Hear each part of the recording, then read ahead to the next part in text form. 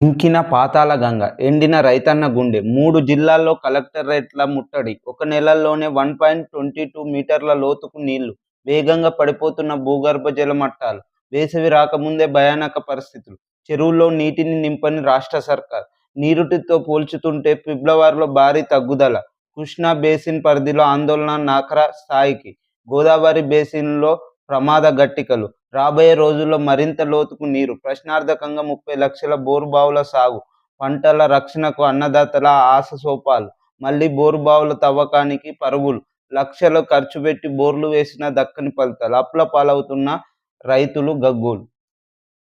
10 ఏళ్ల పాలనలో రైతులు నీళ్లంది లాస్ట్ ఆయకట్టు దాకా కూడా నీళ్లు ఇవ్వడం జరిగింది. రైతులు ఎంతో సంతోషంగా రైతులు పంట పండించుకోవడం జరిగింది. కానీ 15 ఏళ్ల కాలంలోనే కాంగ్రెస్ ప్రభుత్వం వచ్చినాక ఎక్కడికక్కడ పంటలు ఎండిపోయే పరిస్థితి వచ్చింది. ఈ పరిస్థితి దేనికొచ్చింది? ఈ చాతగాని ప్రభుత్వం వల్లనే. ఎక్కడికక్కడ భూగర్భ జలాలు అడుగంటిపోవడం మరియు కృష్ణా నీళ్లను కూడా ఆంధ్రప్రదేశ్ తరలించకపోవడం వలన వస్తుందిది.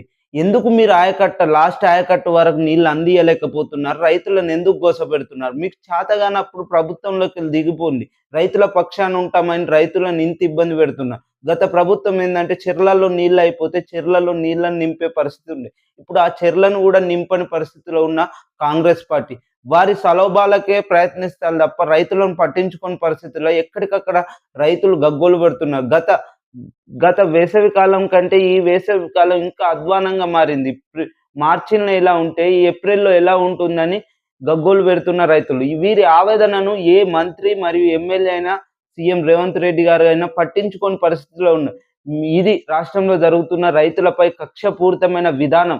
దీని వలన ఎక్కడికక్కడ రైతులు కలెక్టర్లను ముట్టడించడం జరుగుతుంది. ఇది రాష్ట్రంలో జరుగుతున్న రైతులపై కక్షపూరితమైన విధి విధానాలని తెలియజేస్తున్నాం.